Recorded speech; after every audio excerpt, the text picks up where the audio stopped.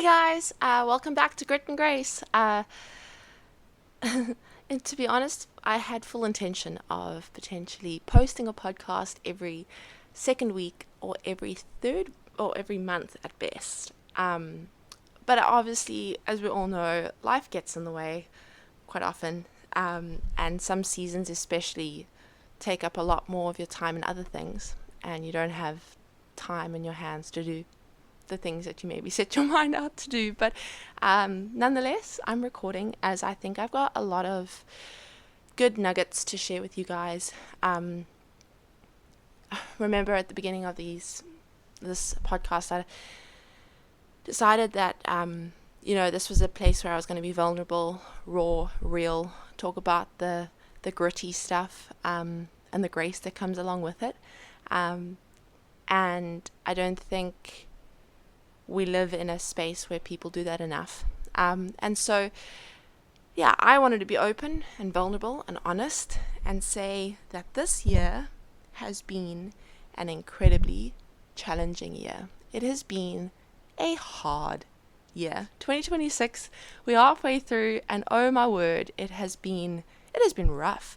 I wanted to dive into the fact that, we live in a world where everybody only sees the good stuff, right? Everybody posts the good stuff on Instagram. And so you think, wow, these people are living these lives that just look so good. And I wonder if they ever struggle. And by no means am I saying they must struggle, because I would never wish any struggle upon anyone. But this is the picture that gets painted of the fact that people are in this world, and you think they're getting all the victories and all the triumphs, and nobody really speaks about the challenges and the difficulties that come along with life. And yeah, so I just thought I'd share mine a little bit. And someone once told me, one of my friends told me the other day, with your podcast, Becky, that's what you need to speak about. People always hear the victory stories. They hear about how people come out of the battle, how people come out of the struggle, but they never ever get to hear about the part in the middle, like the part that when you're in it, and the deep dark places that you sometimes actually even go to. How do you cope with that? How do you navigate that space? How do you press on in the face of difficulty? Because that's how people can get encouragement. If they're only hearing the victory stories of how you come out of it, how do they cope when they're in it? And so that's what I'm going to do. I think a big thing to emphasize is the fact that I have had some good times and good moments this year. But then I've also had incredibly challenging moments. And at the moment, I feel like there are a lot more challenging moments than there are good moments, which is the season that I'm in. But sometimes it even happens simultaneously. You'll have a good thing and a bad thing happen at the same time. And then you have to navigate that as well. I wanted to dive into my nationals, Commonwealth Games trials. It was in April. Unbeknown to most people, because I'm not a person who goes out there and kind of publicly states before I race what was going on, but I don't think people knew how hard that week of racing actually was for me. And again, like I've said, I am not looking for empathy or sympathy.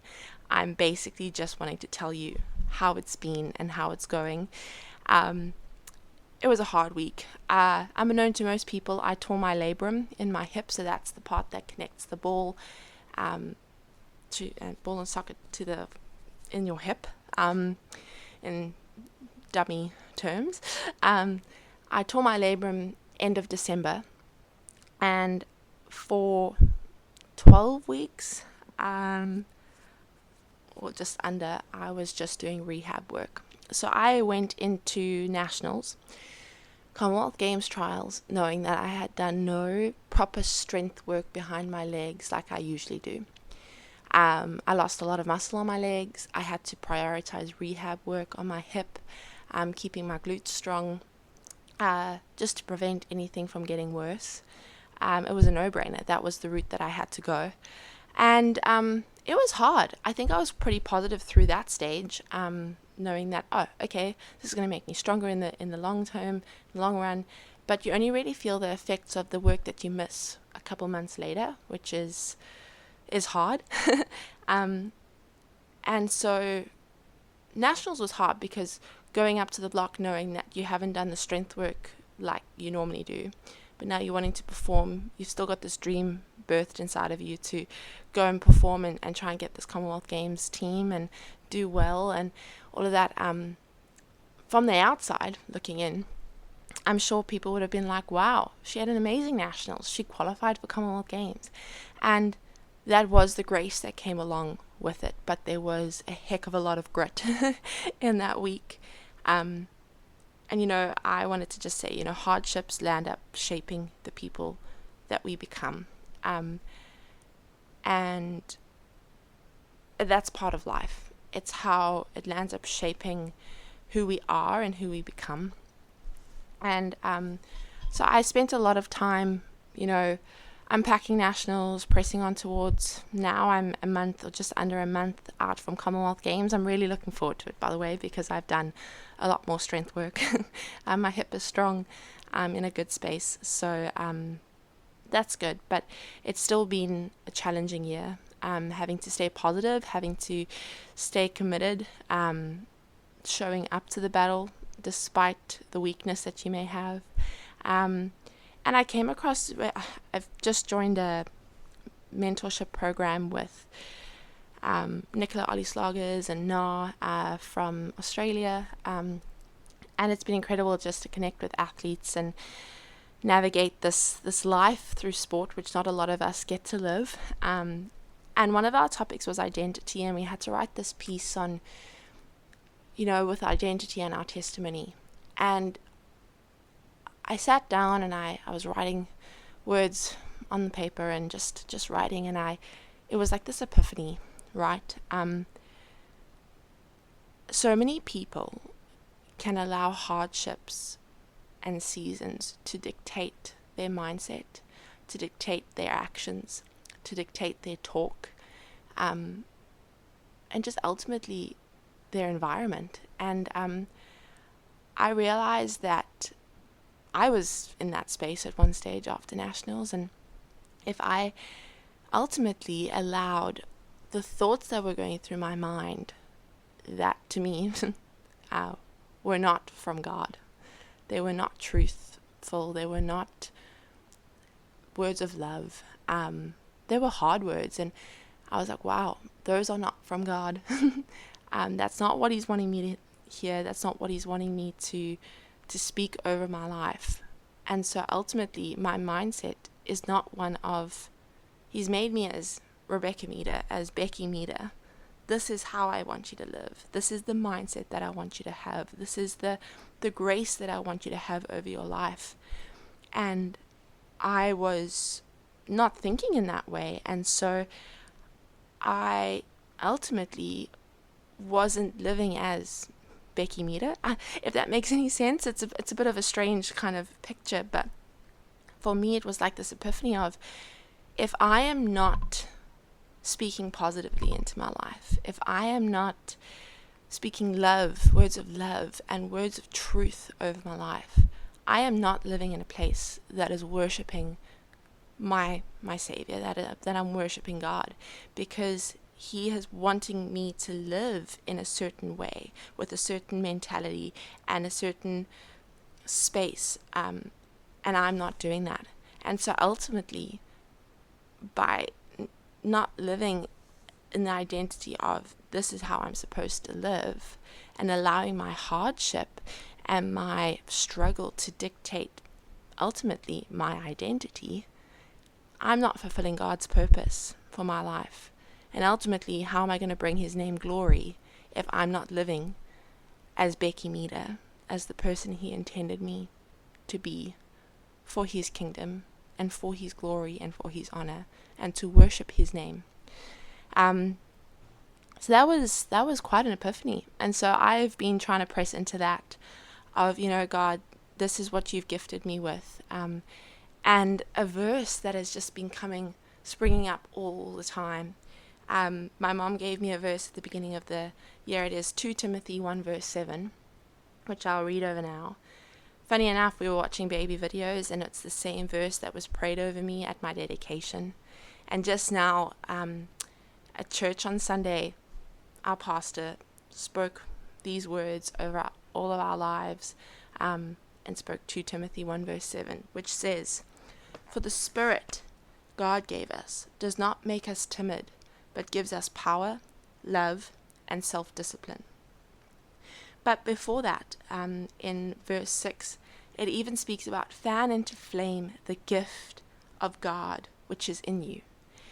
And I think it is so evident that each and every single one of us have a gift, and each and every single one of us have a purpose here on earth. And my encouragement is, do not let the hardships and the seasons of I want to say lack, or the seasons of difficulty, stand in the way of you being who you're created to be. I think there comes a place in our lives where the struggle is what shapes us. It's a cliche thing of the gold is only refined in the fire, and you have to go through fire to be refined and to be beautiful and come out golden. But I think for me, I just wanted to say that we need to stop and be careful and look into people's journeys and lives. And, just because they look like they're going through a great time, or like everything's top of the world, it's not always the case. But we are called to be lighthouses of God's love, of His power, of His self-discipline, and fan into flame the gift that God has placed in you, which is Him. And I believe that God birthed this dream of achieving in swimming in my heart long ago, and when I was a little girl. And I think when you're going through these times and when you're going through these struggles, a lot of questions start, developing over time, and you're in this turmoil state of, can I keep doing this? Can I, whatever? And then I get reminded of the verse, fan into flame the gift of God. And He has gifted me with this. He has gifted you with something. And so I just want you to remember that you can live from a spirit of courage, not of timidity, because you are filled with power, love, self-discipline. And that's the encouragement I just wanted to share. Vulnerable, raw, real, but still full of grace. And at the end of the day, yes, you'll end up getting the victories, because they come. They definitely come. If you withstand the battle and you stand in that fight and you fight, you will get the victory. It's promised to us. But you almost need to stand in victory already in the battle. You need to posture yourself with a victorious mindset, with a victorious heart, with a victorious vision, and be bold enough to develop that grit that gets you the grace in the end. So, sending love to you all. I am off to Italy to do some training before Commonwealth Games, where I am really excited to go and just see what God has in store, and just use the gifts that He's blessed me with to bring His name glory and to bring His name honor, and show up to the battle. I am stronger, I am healthy, and just super excited to see what He has in store. Sending all the love, all my love to you guys wherever you are in the world, and just remember to fan into flame the gifts that you've been blessed with, and through that struggle and through the tough times, try and see the grace in it, and live from a victorious posture. Sending love. Bye.